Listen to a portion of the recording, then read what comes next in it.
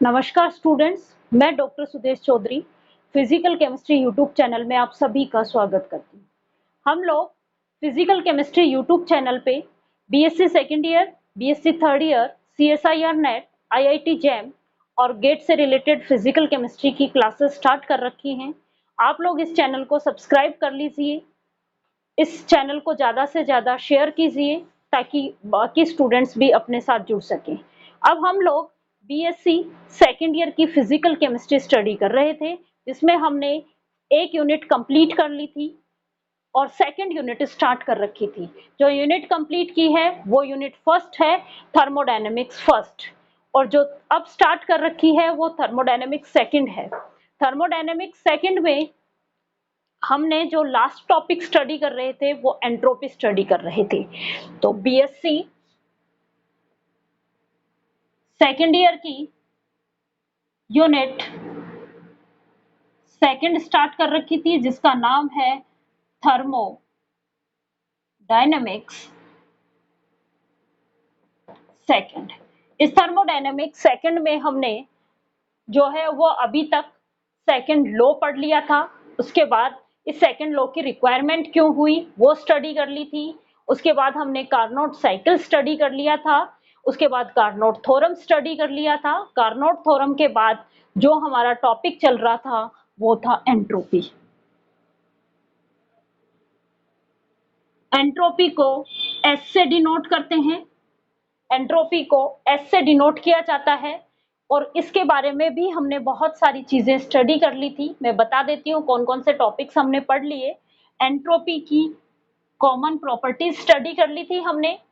First point कि entropy क्यों create की गई, क्योंकि सेकंड लॉ ऑफ थर्मोडायनेमिक्स जो था वो प्रोसेस की स्पॉन्टिनिटी को डिफाइन कर रहा था। यही बता रहा था कि सेकंड लॉ ऑफ थर्मोडायनेमिक्स से हम किसी भी प्रोसेस की स्पॉन्टिनिटी को डिफाइन कर रहे थे।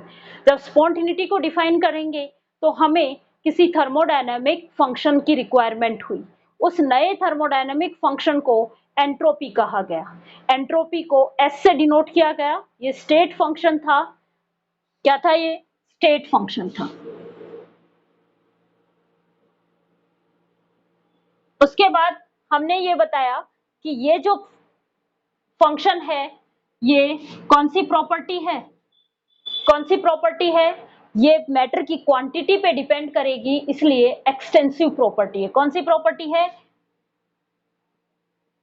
Extensive property.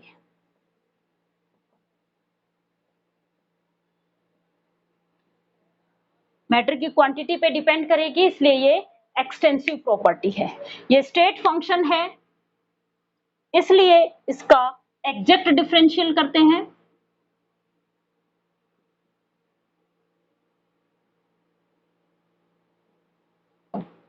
और इसका साइक्लिक इंटीग्रेशन की वैल्यू जो है वो क्या होती है? 0 होती है। यहां तक कि हमने इसकी प्रॉपर्टी स्टडी कर ली थी। उसके बाद सेकंड पॉइंट में हमने बताया था कि ये स्टेट फंक्शन है, क्योंकि हमने एक साइक्लिक प्रोसेस ली थी और साइक्लिक प्रोसेस में हमने मैथमेटिकल एक साइक्लिक प्रोसेस ली थी। साइक्लिक प्रोसेस में हमने डेल एस की वैल्यू 0 फाइंड आउट कर दी थी और हमने ये कहा था कि ये स्टेट फंक्शन है। उसके बाद हमने थर्ड पॉइंट पढ़ा था कि ये जो एंट्रोपी है ये फंक्शन होती है टेम्परेचर, प्रेशर और वॉल्यूम का। इन तीनों वेरिएबल्स का फंक्शन है, लेकिन एक टाइम में ये किन्हीं दो वेरिएबल्स के ऊपर ही डिपेंड करेगी। तो एक बार हमने एंट्रोपी चेंज निकाला था as a function of temperature और वॉल्यूम की फॉर्म में, और दोबारा हमने निकाला था फंक्शन एज ए टेम्परेचर और प्रेशर की फॉर्म में। ये वाले टॉपिक्स भी हमने कंप्लीट कर लिए थे। उसके बाद हमने एंट्रोपी चेंजेस देखे थे फिजिकल स्टेट के अंदर। Entropy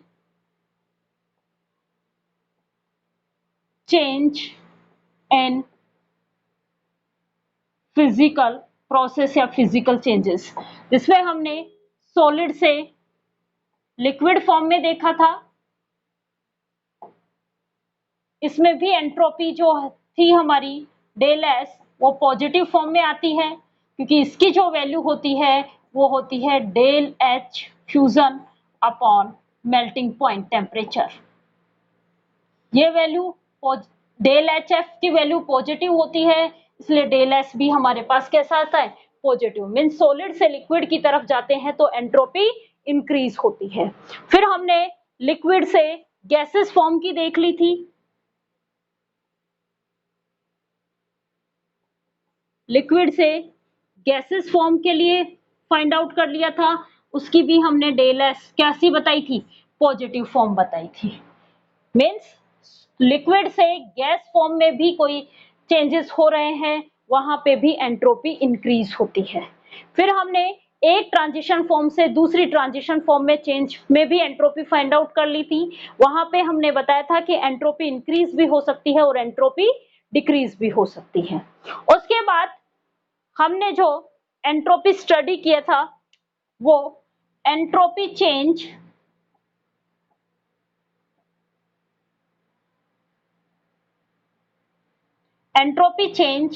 as a temperature function. तो बाकी के जो एक बार टेम्परेचर और वॉल्यूम लिया था उसमें वॉल्यूम को कांस्टेंट रखा था, केवल टेम्परेचर के रेस्पेक्ट में स्टडी किया था, और उसके बाद एक बार टेम्परेचर और प्रेशर लिया था तो प्रेशर को कांस्टेंट रख के टेम्परेचर के रेस्पेक्ट में स्टडी किया था। ये वैल्यू भी हमने फाइंड आउट कर ली थी। यहां तक की स्टडी हमने इसकी कर ली। अब जो आज नया टॉपिक है एंट्रोपी से रिलेटेड ही, वो है क्लॉसियस इनइक्वालिटी। टॉपिक का नाम है क्लॉसियस इनइक्वालिटी।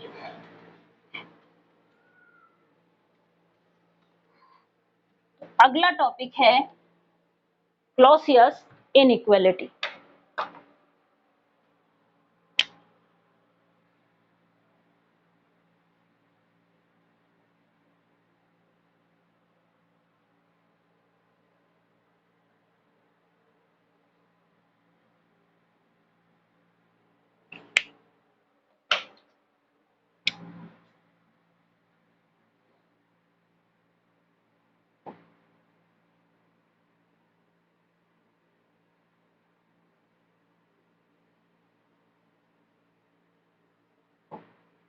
क्लॉसियस इनइक्वालिटी क्या कहता है? क्लॉसियस इनइक्वालिटी, अभी हमने ये बोला कि जो एंट्रोपी होती है वो हमारी स्टेट फंक्शन होती है। क्या डिफाइन किया था कि एंट्रोपी जो होती है वो स्टेट फंक्शन होती है। जब एंट्रोपी स्टेट फंक्शन है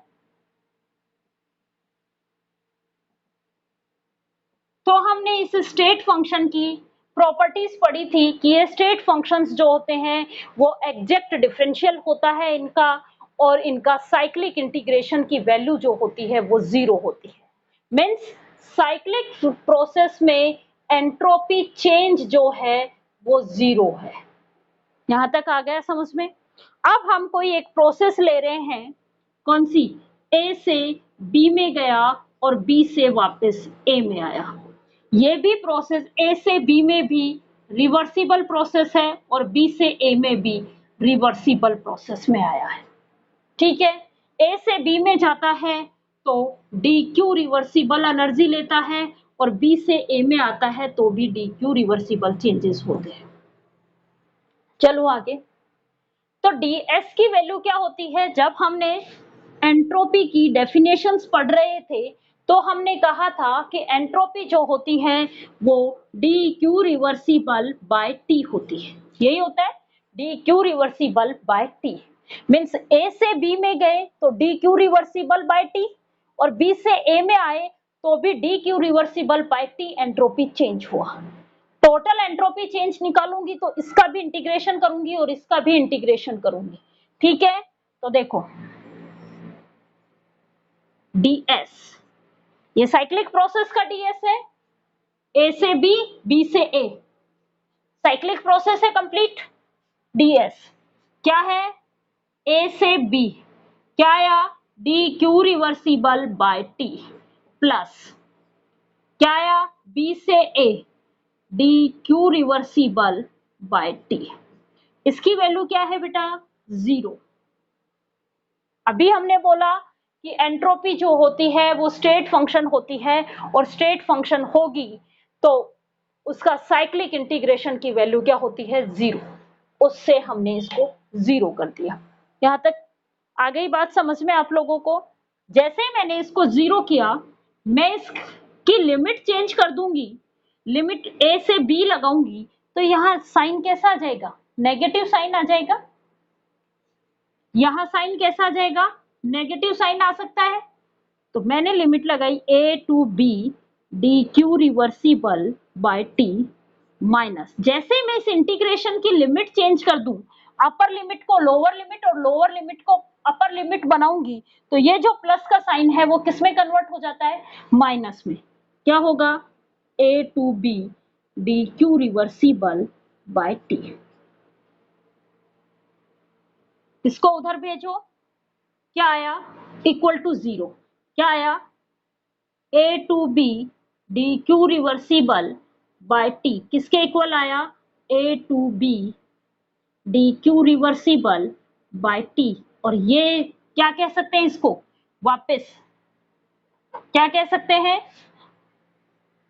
कि a to b D Q reversible by t और b to a D Q reversible by t minus, ये इक्वल होते हैं लेकिन साइन इनका अपोजिट होता है। क्या कहते हैं कि A से B में गए तब भी एंट्रोपी चेंज उतना ही हुआ जितना B से A में आए, लेकिन साइन उल्टा है। एक में एंट्रोपी इंक्रीज हो रही है तो रिवर्स आते वक्त एंट्रोपी डिक्रीज होगी। यही बात कहना चाह रहा है। देखो यहाँ माइनस साइन आया है, क्या डिफाइन कर रहा है कि एक में एंट्रोपी चेंज इंक्रीज हो रहा है, एंट्रोपी इंक्रीज हो रही है, तो दूसरे में एंट्रोपी डिक्रीज होगी। यही कहना चाह रहा है, किसमें, रिवर्सिबल रिएक्शंस में। इसका मतलब जो ये हीट ली जाती है वो किससे लेता है बेटा, सिस्टम और सराउंडिंग के बीच में हीट एक्सचेंज होती है। जो ये हीट ली जाती है वो सिस्टम और सराउंडिंग के बीच में कोई नई हीट तो बनती नहीं है। इसका मतलब क्या है कि जो डेल एस टोटल है, क्या कह सकते हैं हम, डेल एस टोटल, टोटल किसके इक्वल होगा, डेल एस सिस्टम प्लस में डेल एस सराउंडिंग। और ये दोनों ही प्रोसेस कैसी हो गई, रिवर्सिबल प्रोसेस। दोनों ही प्रोसेस रिवर्सिबल होंगी और क्या होंगी, साइक्लिक प्रोसेस। भाई सिस्टम ने अगर जितनी एनर्जी ली है वापस सिस्टम उतनी एनर्जी उसको दे, तो एक साइक्लिक प्रोसेस हो गई। और इन दोनों का टोटल क्या होता है, 0। मीन्स एंट्रोपी न तो इंक्रीज होगी और न ही डिक्रीज होगी। किसकी, पूरे होल यूनिवर्स की। भाई सिस्टम और सराउंडिंग, एक की एंट्रोपी इंक्रीज हुई तो दूसरे की उतनी ही एंट्रोपी डिक्रीज हो गई, तो टोटल यूनिवर्स का जो चेंजेस है वो क्या होगा, 0 होगा। किसके अकॉर्डिंग, रिवर्सिबल रिएक्शंस के अकॉर्डिंग। लेकिन अब हमें किसमें निकालना है, इरिवर्सिबल रिएक्शंस में। किसमें निकालना है, इरिवर्सिबल रिएक्शंस में। तो मैंने ये कहा, यहां तक रिवर्सिबल रिएक्शंस की कहानी समझ में आई। अब मैं मान रही हूं कि A से B में तो मैं गई इरिवर्सिबल फॉर्म में और B से A में आई रिवर्सिबल फॉर्म में, वही साइक्लिक प्रोसेस ले रही हूं। एक साइक्लिक प्रोसेस ली है जिसमें A से B में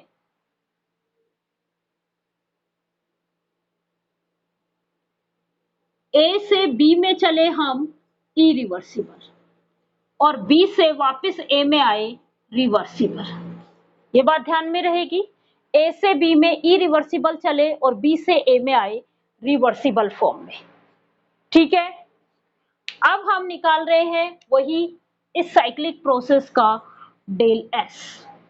इस साइक्लिक प्रोसेस का डेल एस, ये डेल एस क्या होगा, कौन सी प्रोसेस है ये, irreversible, D Q irreversible upon T. किस किस के इक्वल होगा, ए टू बी गए, A to B D Q, कौन सी प्रोसेस है, इरिवर्सिबल अपॉन टी, यही होगा, प्लस क्या है, B to A, B to A क्या है ये, D Q reversible by T. यही है, यही है। देखो अब ध्यान से, यही कहा है मैंने कि ए से बी में गई मैं इरिवर्सिबल फॉर्म में, और बी से वापस ए आई रिवर्सिबल प्रोसेस से। ठीक है, ये पूरी प्रोसेस जो है वो इरिवर्सिबल प्रोसेस है, तो साइक्लिक प्रोसेस तो इरिवर्सिबल है, तो वो क्या होगी, D Q irreversible by T. ठीक है, चलो आगे, ये क्या होगा, A to B D Q irreversible by T, means यहां से यहां तक की चेंजेस का बताया है। उसके बाद बी टू ए वापिस आ रही हूं तो प्लस साइन लगा है, और बी टू ए वापिस कौन सी प्रोसेस से आ रही हूं, रिवर्सिबल, इसलिए D Q reversible by T कहा है। आ गया समझ में। अब मैंने ये कहा कि देखो, मैंने रिवर्सिबल प्रोसेस जब लिखी थी तब तो मैंने इसको जीरो कहा था, लेकिन ये क्लॉसियस इनइक्वालिटी यही कहती है कि ये जो है वो जीरो के इक्वल नहीं होता है, जीरो से जो है वो कम होता है। ये जो वैल्यू है आपकी, ये जीरो के इक्वल नहीं होती है, किसके अकॉर्डिंग, क्लॉसियस इनइक्वालिटी के अकॉर्डिंग। इरिवर्सिबल प्रोसेस की साइक्लिक प्रोसेस में जो एंट्रोपी चेंज है वो जीरो नहीं होता है, जीरो से कम होता है। मीन्स ये वैल्यू में मुझे पता है कि D Q irreversible by T ये लेस देन होता है जीरो। जब ये लेस देन जीरो तो मैं यहां क्या लिख दूं, ये जो इक्वल साइन है ये किसकी तरफ लगे, अब इसकी जगह मैं ये वैल्यू पुट कर दूं इसमें, तो ये क्या बनेगा, A to B D Q irreversible by T plus B to A D Q reversible by T. Sign as it is, less than का साइन लगेगा, यहाँ पे लगा दिया मैंने। चलो आगे, इसको रिवर्स करो, जैसे मैं इसकी लिमिट को रिवर्स करूंगी साइन कैसा आ जाएगा, माइनस साइन आ जाएगा। क्या आएगा, A to B D Q irreversible by T minus A to B D Q reversible by T less than zero. ये क्या है बेटा, आप integration D Q reversible by T क्या लिखते हो, डेल एस लिखते हो, integration D Q reversible by T del S लिखते हो, तो ये क्या है, डेल एस। तो मैं इस फॉर्म को कुछ इस तरीके से लिख सकती हूँ, क्या, A to B D Q E reversible by T minus del S less than zero. इसको यहां ले जाओ, क्या बनेगा, A to B D Q E reversible upon T less than del S. यही क्या है, क्लॉसियस इनइक्वालिटी। क्या कहता है, क्लॉसियस इनइक्वालिटी के अकॉर्डिंग साइक्लिक प्रोसेस किसकी, रिवर्सिबल रिएक्शंस की साइक्लिक प्रोसेस की एंट्रोपी चेंज जीरो होता है, लेकिन इरिवर्सिबल साइक्लिक चेंज की एंट्रोपी चेंज जो है वो जीरो से कम होता है। ये लिया हमने, जीरो से कम लिया, तो जैसे ही मैंने इसको जीरो से कम दिखाया, ये दोनों प्रोसेस, टोटल प्रोसेस में एंट्रोपी चेंजेस ये हो रहे थे, ये तो मैंने रिएक्शन से लिखा ही है, यहाँ की एंट्रोपी चेंज ये हुआ और इस वापिस आए तो एंट्रोपी चेंज ये हुआ, ये लिख दिया। जैसे ही मैं इसकी लिमिट को चेंज करूंगी तो यहाँ कैसा साइन आ जाएगा मेरे पास, माइनस, और मुझे पता है कि integration of D Q reversible by T को मैं डेल एस से दिखाती हूँ, ये दिखाती हूँ, डेल एस की डेफिनेशन हमने पढ़ रखी है, तो डेल एस आ गया। तो ये वैल्यू तो मेरी किस में चेंज हो गई, डेल एस में। किस में चेंज हो गई, डेल एस में, ये रही। साइन किसका है, माइनस का। जैसे ही इस डेल एस को मैं इधर ले जाऊंगी तो ये माइनस, ये डेल एस किस में कन्वर्ट हो जाएगा, प्लस में, और क्या आ जाएगा, D Q E reversible by T किससे लेस देन आएगा, डेल एस से लेस देन आएगा। ये क्लॉसियस इनइक्वालिटी कहलाती है। ठीक है, चलो आगे,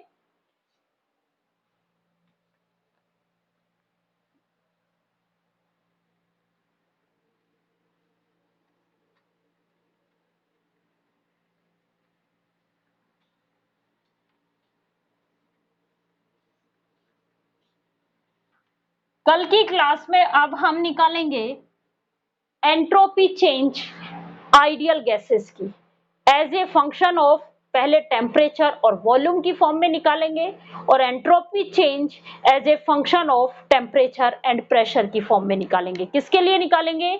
आइडियल गैसेस के लिए। किसके लिए निकालेंगे? आइडियल गैसेस के लिए। आपको दो चीजें ध्यान रखनी है। आइडियल गैस इक्वेशन क्या है? पीवी इक्वल टू एनआरटी, ये यूज करेंगे। First law of thermodynamics use करेंगे। वो क्या था? डी क्यू रिवर्सिबल किसके इक्वल हुआ? DE plus PDV. इन वैल्यूज का यूज करेंगे। ds क्या था? D Q reversible by T, यही था। D Q reversible by T means D Q reversible की वैल्यू हमारे पास क्या आती है? टीडीएस। जहां पे हमें डी क्यू रिवर्सिबल मिलेगा वहां पे हम टीडीएस रखेंगे और किसकी वैल्यू फाइंड आउट कर लेंगे? एक बार प्रेशर को हटाएंगे, वॉल्यूम और टेम्परेचर के रेस्पेक्ट में निकालेंगे और एक बार वॉल्यूम को हटाएंगे, टेम्परेचर और प्रेशर के रेस्पेक्ट में डेल एस की वैल्यू फाइंड आउट करेंगे। ये हम आगे कल की क्लास में पढ़ेंगे। आप लोग इस एंट्रोपी को बीच में से यदि पढ़ना स्टार्ट किया तो आपको नहीं समझ में आएगा, इसलिए आप थर्मोडायनेमिक्स सेकंड का फर्स्ट पार्ट से स्टडी करोगे। आप लोग वीडियो जो देखोगे वो फर्स्ट पार्ट से ही देखोगे, प्लेलिस्ट में आपको दिख जाएगा, वहां से फर्स्ट पार्ट से पढ़ना स्टार्ट करोगे। इनको आप मेरे साथ साथ नोट्स बनाओगे तो आपको ज्यादा समझ में आएगा, क्योंकि थर्मोडायनेमिक्स जो है वो मैथ्स की तरह है। जैसे मैथ्स प्रैक्टिस मांगता है वैसे ही थर्मोडायनेमिक्स भी प्रैक्टिस मांगता है। यदि आप लोग विदाउट प्रैक्टिस मीन्स सिर्फ मैं बोल रही हूँ और आप सुन रहे हो तो आपको कुछ भी नहीं समझ में आएगा, क्योंकि जब तक मैं जैसे बोल रही हूँ वैसे इक्वेशंस को नहीं लिखोगे आपको नहीं समझ में आएगा। इसलिए जैसे मैथ्स को हम बोल के नहीं स्टडी कर सकते, लिख के ही पढ़ सकते हैं, वैसे ही थर्मोडायनेमिक्स को भी हम लिख के ही पढ़ेंगे। तो आप फर्स्ट वीडियो से देखना स्टार्ट करोगे, उसके मेरे साथ साथ नोट्स बनाओगे तो आपको सब कुछ समझ में आएगा। फिर भी अगर आपको किसी भी टॉपिक में कोई भी टाइप का डाउट है तो आप मुझे कमेंट करके बताइए, मैं आपके डाउट को क्लियर करने की कोशिश करूंगी। आप इस चैनल को ज्यादा से ज्यादा शेयर कीजिए ताकि ज्यादा से ज्यादा स्टूडेंट्स अपने साथ जुड़ सके। Thank you.